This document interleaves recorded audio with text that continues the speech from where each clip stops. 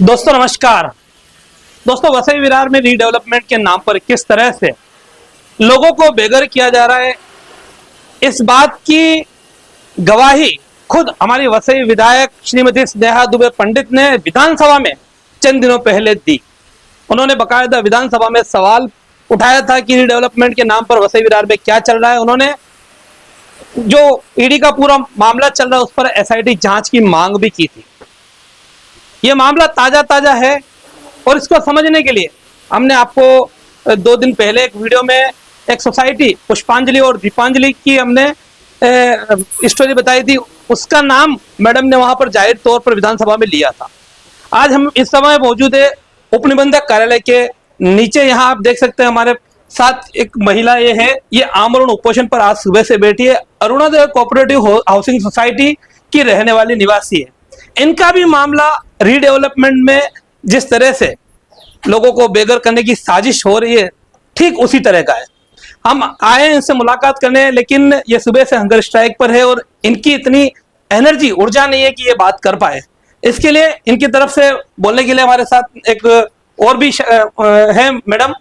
इनसे जानते हैं कि क्या विषय है और क्या ये पूरा मामला है। मैडम नमस्कार। नमस्कार, मधुरा पागार, Arunoday cooperative housing society. Madam क्या मामला है पूरा? देखो, मामला तो इधर अभी जो जिस चीज के लिए हम बैठे हैं, ये मामला ऐसा है कि हम लोगों ने पिटीशन फाइल किया था। 2 पिटीशन फाइल किए थे। एक पिटीशन था जिसमें हमने ये क्लेम किया था कि जो हमारी सोसाइटी के कमिटी मेंबर्स हैं वो सिलेक्टेड है, वो इलेक्टेड नहीं है।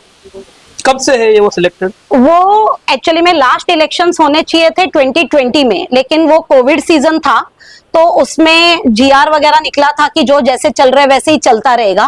फिर 2021 में इलेक्शंस होने चाहिए थे, लेकिन 2021 में इलेक्शंस उन लोगों ने खुद ही इन हाउस सोसाइटी में से ही एक शंकर उन्नी करके हैं, उनको रिटर्निंग ऑफिसर बनाया। उन्होंने कोई ट्रेनिंग ली हुई नहीं थी इसके ऊपर।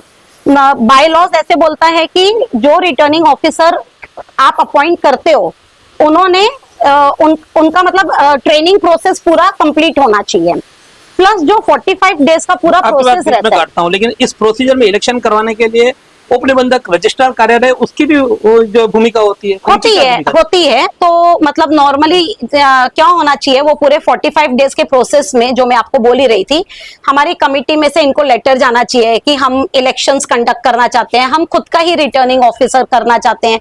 वो कोई भी प्रोसेस नहीं हुआ था, कोई भी प्रोसेस नहीं हुआ था। और उसके बाद मतलब जब भी मतलब रीडेवलपमेंट का सब चालू हुआ और हमें पता चला, देखो हम तो लेमैन थे तब तक, हमें इतना नॉलेज था नहीं। हम तो ये हमारे केस चालू हो रहा है तो हम भी इससे सीख रहे हैं सब। तो हमने जब ये सब डॉक्यूमेंट्स की छानबीन की, आरटीआई डाले, सोसाइटी में डाले, इनके पास में डाले। एक तो सोसाइटी आरटीआई का रिप्लाई जो भी मिलता है वो 50 2 महीने के बाद मिलता है, 50 दिन या 2 महीने के बाद में मिलता है। तो जब भी हमारे पास में डॉक्यूमेंट आए तो हमें समझा कि यहाँ पे तो इलेक्शंस ही नहीं हुए थे। तो वैसे करके हमने अक्टूबर में इनके पास में 2 पिटीशन डाले थे। एक पिटीशन था जहाँ पे हमने बोला कि ये कमिटी सिलेक्टेड है, इलेक्टेड नहीं है, और दूसरा पिटीशन डाला था कि हम ये कमिटी से जून से 27 जून को हमारा 79A वोटिंग हुआ था, उस दिन से हम इनसे डॉक्यूमेंट्स मांग रहे हैं और ये हमको डॉक्यूमेंट्स नहीं दे रहे हैं। 79A वोटिंग जो है वो बिल्डिंग के रीडेवलपमेंट की एक प्रोसीजर है, करेक्ट, बराबर? करेक्ट। तो रीडेवलपमेंट की नौबत क्यों आई? रीडेवलपमेंट की नौबत इसके लिए आई क्योंकि लोगों को लगा कि हमने अभी देखो रीडेवलपमेंट का ट्रेंड सब जगह पे चल रहा है, बराबर है। अब 35 इयर्स पुरानी बिल्डिंग है लेकिन रिस्क में नहीं है, ठीक है। प्लस अभी लोगों को क्या बोला गया, देखो सपने सबको अच्छे लगते हैं। हमारी जो सोसाइटी है वो एकदम मेन रोड पे है, right. Stella proper Saint Augustine high school के एकदम सामने है, प्राइम लोकेशन है स्टेला का, ठीक है। हर एक को लगता है कि हम अच्छे घरों में रहे, हर एक को लगता है हम टावर में रहें। वो सोसाइटी जो है वो 2 फ्लोर की है।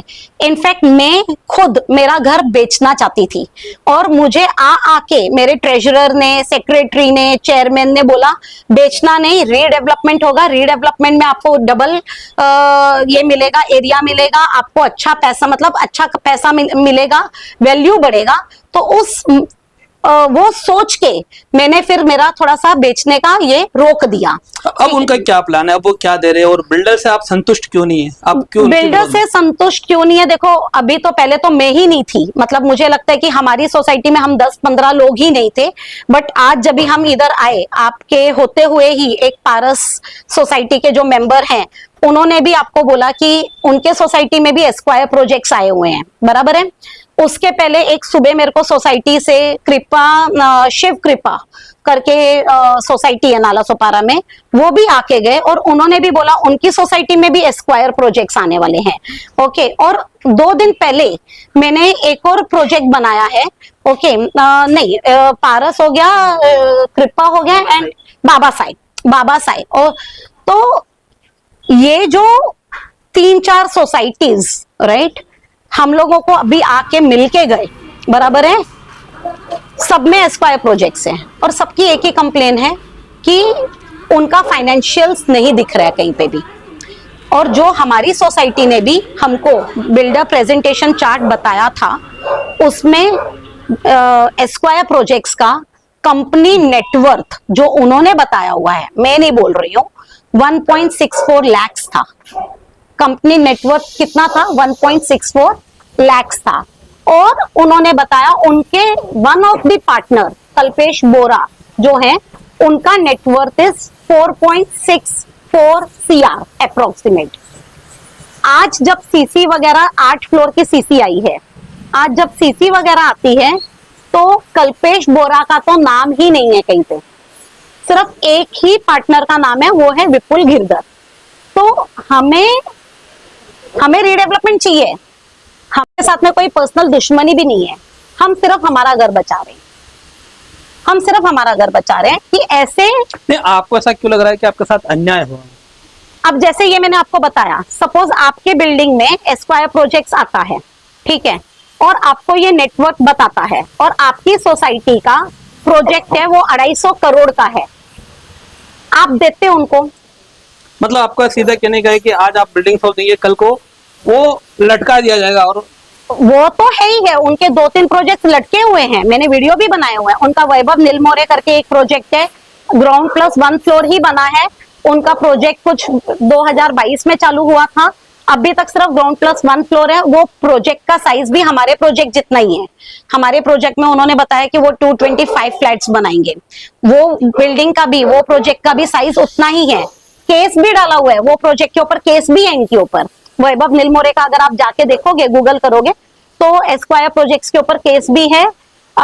मिस्टर एडवोकेट तिवारी करके हैं जो केस लड़ रहे हैं एक मेंबर के फिर आते अपन मैडम जो आमरण उपोषण पे बैठे हैं, तो इस डिपार्टमेंट की क्या भूमिका है? डिपार्टमेंट के विरुद्ध आप क्यों हैं? तो ये डिपार्टमेंट की भूमिका ऐसी है कि हम इनके पास में जून से आ रहे थे, तो इन्होंने हमको बहुत क्लियरली बोल दिया कि 79A हो गया तो हम कुछ नहीं कर पाएंगे। तो जैसे मैंने आपको बताया कि हमने पेपर डिक किए तो हमें पता चला कि कमिटी इलेक्टेड नहीं है, तो हमने केस फाइल किया, कमिटी इलेक्टेड नहीं है तो उसको रद्द करो। और हमने एक और केस फाइल किया 154B8 में, जहाँ पे हमने उनको बोला है कि हमको डॉक्यूमेंट्स नहीं दे रहे हैं, तो आप इनसे हमको डॉक्यूमेंट्स लेके दो। ये दोनों पिटीशन का क्लब होके एक ऑर्डर निकला है 3 अप्रैल को। उसमें इन्होंने खुद ने ऑर्डर में ऐसे लिखा है कि हम एडमिनिस्ट्रेटिव ऑफिसर बिठाएंगे, एडमिनिस्ट्रेटिव ऑफिसर AGM कंडक्ट करेगा, AGM कंडक्ट होके वो 3 मेंबर्स को सिलेक्ट करेगा ऑपरेशंस रन करने के लिए, डॉक्यूमेंट्स निकलवा के देगा एडमिनिस्ट्रेटिव ऑफिसर, और फिर री इलेक्शंस करेंगे। ये प्रक्रिया ये ऑर्डर में है, ऑन कैमरा हो गया सभी। उनका ऑर्डर है मेरे पास में, उनका ऑर्डर है। इसके लिए जहाँ नियम है कि वो ऑन कैमरा होनी चाहिए ना। किसके लिए? ये पूरी प्रोसीजर ऑन नहीं, वो ये तो केस था ना हमारा, तो केस में ऑर्डर निकला था, ऑन कैमरा नहीं होता है ये तो उनके नहीं, वो प्रोसीजर जो कंडक्ट होगी वो ऑन कैमरा होनी चाहिए ऐसा। अब वो तो देखो, मैं तो लेमैन हूँ, हम तो वेट कर रहे थे कि चलो जो उन्होंने ऑर्डर में निकाला वो ऑर्डर के हिसाब से ही वो हमें कर दें। उस पे क्या आ गया? तो उन्होंने एडमिनिस्ट्रेटिव ऑफिसर नहीं बिठाया, एडमिनिस्ट्रेटिव ऑफिसर नहीं बैठा, इसके लिए AGM कंडक्ट नहीं हुआ, ठीक है। लेकिन 3 अप्रैल को ये ऑर्डर निकला था, 8 अप्रैल को जो कमिटी सिलेक्टेड कमिटी थी जो रद्द की गई, उनमें से 3 मेंबर्स चेतना सोलंकी ने आके इधर लेटर दिया कि हमें ऑपरेशंस रन करने के लिए परमिशन दो। जिनको तुमने रद्द किया उनको उसी दिन ऑर्डर निकाल के दे दिया कि भाई तुम लोग ऑपरेशंस रन कर सकते हो। ओके, हम फिर भी चुप बैठे कि चलो इनको ऑपरेशंस रन करने के लिए बोला है तो करने दो। फिर हम वेट कर रहे थे कि एडमिनिस्ट्रेटिव ऑफिसर तो बैठेगा और वो हमको डॉक्यूमेंट्स निकाल के देगा। 15 मई को इन्होंने फिर एक ऑर्डर निकाल दिया कि भाई चलो री इलेक्शंस करो। तुमने 3 अप्रैल और 15 मई के बीच में आप बताओ कितना ही टाइम था। आपको ऑर्डर निकाला हुआ तो याद होना चाहिए। और हम तुम्हारे पास में रोज आ रहे हैं, ऐसे नहीं है कि हम तुम्हारी नजरों से गायब हो गए हैं, बराबर है। उसके बाद में हमने 19 मई को इनको वापस एक पिटीशन दिया कि इन लोगों ने एजीएम भी 30 सितंबर के बाद में ली है। इन लोगों ने जो एजीएम में जो खर्चे बताए हैं उसमें इन्होंने एक खर्चा ऐसे बताया है कि फेस्टिवल का 50,000 का खर्चा है। बाय लॉ ऐसे है कि तुम फेस्टिवल का सोसाइटी एक्सपेंस में से खर्चा नहीं कर सकते हो। तुम्हें करना है तो तुम मेंबर्स से कंट्रीब्यूशन करोगे और तुम कर सकते हो, लेकिन इन्होंने मेंटेनेंस में से लिया हुआ है। तो ये क्लॉज भी हमने लिखे, ठीक है। उसके बाद में हम वेट कर रहे थे कि चलो ये हियरिंग होगी या कुछ तो करेंगे ये। इन्होंने कुछ नहीं किया। इलेक्शन प्रोसेस चालू है, तो हम उसमें भी भागीदार बन रहे हैं और हम इनको तब से बोल रहे हैं कि तुम इसको डीबार करो, मतलब इनको इलेक्शन में खड़े होने की परवानगी मत दो, क्योंकि अभी तक जितना भी काम हुआ है अगर इसको अभी कंट्रोल नहीं करोगे, कल को अगर ये कमेटी वापस आती है तो फिर यही काम वापस कंटिन्यू होगा। करेक्ट है। तो हमारी तकरार इनसे ये है, या तो आप इलेक्शन जो 20 जुलाई का इलेक्शन है उसको रोको, या ये कमेटी को इलेक्शन में खड़े होने के लिए मनाही करो। ये दोनों में से तुम कुछ भी नहीं कर रहे हो। तुमने एक और ऑर्डर निकाल दिया कि तुम 24 को हियरिंग है। अब इलेक्शन खत्म हो जाएंगे, सब कुछ खत्म हो जाएगा, फिर हम इधर हियरिंग के लिए भागें।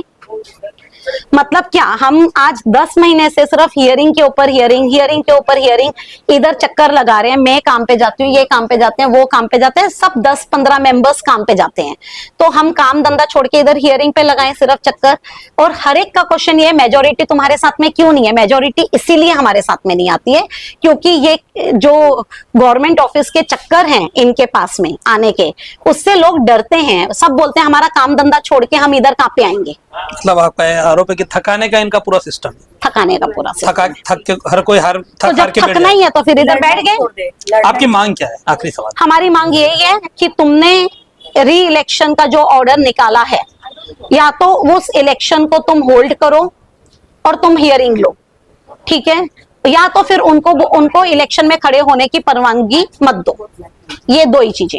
अभी आप बैठे हैं, जाहिर सी बात है कि सुबह से आमरण उपोषण पे है, खाया पिया नहीं कुछ, तो स्वास्थ्य का भी इफेक्ट गिरेगा। वो तो आगे आपकी रणनीति क्या है? अब वो तो देखो, हम तो सबके सामने आ गए। अब हम ऐसे सामने आए हैं कि गवर्नमेंट ऑफिसर्स भी देख रहे हैं हमें, जितने बड़े बड़े लोग हैं सब हमें वॉच कर रहे हैं। मैं तो डे 1 से, जो मेरा पहला वीडियो है तब से मैं हाथ जोड़ के विनती कर रही हूँ कि कोई तो आगे आए और हमें जस्टिस दिलाए। हमारा बस इतना ही है कि हमें जस्टिस दिलाओ। मैटर आप दोनों ही अपने क्षेत्र के विधायक के पास लेके गए क्या? उन्होंने अभी मैंने जो आगे बात जिक्र किया, उन्होंने ये पूरा मामला विधानसभा में उठाया था। अब वो देखेंगे तो अब उनका सपोर्ट हमें मिल रहा है। मुझे चांस नहीं मिला कि मैं उनको 1-on-1 मिलूं। मैं बहुत बार उनके ऑफिस में गई हूँ, ऐसे नहीं है। उनके 2-3 लोग मेरे को बहुत सपोर्ट कर भी रहे हैं। एक मयूर करके हैं, एक नंद किशोर जी के साथ में भी हमारी मीटिंग हुई। उन्होंने भी बोला था कि तुम जो बोल रहे हो वो बराबर बोल रहे हो, तो मैं बात करता हूँ इनसे। उन्होंने बात भी की है, उन लोगों ने सबने इधर बात भी की है कि इनको जस्टिस देना चाहिए, लेकिन जस्टिस हाथ में आ नहीं रहे। सर, आपके कार्यालय के नीचे एक महिला अरुणोदय कोऑपरेटिव हाउसिंग सोसाइटी के कुछ मामले में आमरण उपोषण पे बैठी, क्या मामला है और वो आप पर आरोप कर रहे हैं आपके विभाग पर, क्या विषय है, क्या कहना चाहिए सर? त्या महिला अरुणोदय सोसायटीच्या सभासद असून त्यांच्या संस्थेची रविवारी मतदान प्रक्रिया आहे। निवडणूक प्रक्रिया सुरू असून रविवारी मतदान प्रक्रिया होणार आहे आणि त्यांची अशी मागणी आहे की एकतर संस्थेच्या समितीला अपात्र ठरवावे किंवा निवडणूक प्रक्रिया स्थगित करावी तोपर्यंत. पण नियमानुसार निवडणूक प्रक्रिया स्थगित करण्याचे अधिकार मला नाहीत किंवा या कार्यालयाला नाही आहेत. त्यासाठी न्यायालयात जावं लागेल आणि त्यांची दुसरी मागणी आहे की समितीला अपात्र करावे. तर त्यासाठी त्यांची सुनावणी मी या 24 जुलैला आयोजित केलेली आहे आणि ही क्वासी ज्युडिशियल प्रोसेस असल्यामुळे संस्थेलाही सुनावणीची संधी देणं आवश्यक आहे. त्याच्यानुसार 24ला मी सुनावणी आयोजित केलेली आहे आणि याबाबत अर्जदार यांना पण कळवलेलं आहे आणि त्यांना उपोषण मागे घेण्याची विनंती केलेली आहे. सर उनका ऐसा कहना है कि 20 तारीख को इलेक्शन हो जाएगा और फिर 24 तारीख को सुनावणी का क्या फ़ायदा? नाही तसं आहे, जी काही नियमानुसार कारवाई आहे ती होईल. धन्यवाद. तो आपने सुना विस्तार में हमने आपको बताया किस तरह से इन्होंने अपनी ज़बान से बताया कि यहाँ पूरा एक खेल चल रहा है रीडेवलपमेंट के नाम पर.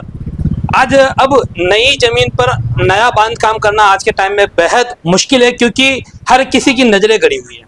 तो उसको ये जो लॉबी है उसको इस तरह से रीडेवलपमेंट के नाम पर जो पुराने प्रोजेक्ट है उसी में अपना फ़ायदा देखने की कोशिश कर रहे हो. उसमें लोगों के साथ यहाँ अन्याय हो रहा है और इस मामले को विधानसभा में विधायक महोदय के उठाने के बाद आज सामने इस तरह से यहाँ प्रेजेंटेशन दिखाई दे रहा है. मतलब पूरी तरह से क्या समझा जाए, लोग यहाँ अन्याय के विरुद्ध खड़े हैं लेकिन उनको सुनने वाला कोई नहीं है और इन सबको मदद करने वाले खुद सरकारी विभाग है जो कि नियमों को ताक में रखकर काम कर रहे हैं. अब इसमें उनका क्या हेतु है, इस सवाल का जवाब तो वही दे सकते हैं.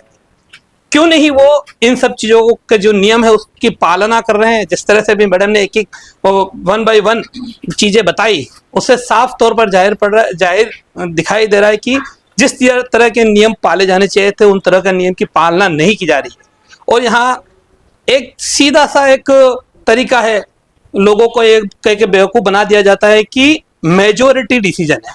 तो मेजोरिटी डिसीजन किस तरह से हासिल किए जा सकते हैं वो समझाने की बताने की जरूरत नहीं, क्योंकि बहुत ज़्यादा लोगों को न समय है न ही उनको हर चीज़ के नॉलेज है. तो उसकी आड़ में लोग अपना फ़ायदा उठा जाते हैं. अब देखना यह है कि इनको न्याय मिल पाएगा या जैसा धड़ा चलते आ रहा है वैसा ही चल जाएगा. इस तरह के मामले रोज सामने आते जा रहे हैं. उसके बावजूद ये अधिकारी अपनी कुर्सी पर जमे हुए बैठे हैं और नियम ये सोचते हैं कि हम सबसे ऊपर है, सबसे सर्वोपरि है. एक आखिरी जाते जाते ये कहूंगा कि कोई भी कायदा, कोई भी कानून, सोसाइटी नियम अगर बना तो वो पब्लिक के भले के लिए बना, लेकिन उसी का मिसयूज करके उसी के आड़ में पब्लिक को नुकसान पहुंचाया जा रहा है. कहीं ना कहीं इस पर अंकुश लगना चाहिए, नहीं तो आगे परिस्थिति विकट हो जाएगी. फिलहाल आज के इस वीडियो में इतना ही. नमस्कार, जय हिंद, जय Maharashtra. Channel Saif news live पर अपने व्यापार और सेवा से संबंधित विज्ञापन प्रसारण हेतु दिए गए मोबाइल नंबर पर संपर्क करें.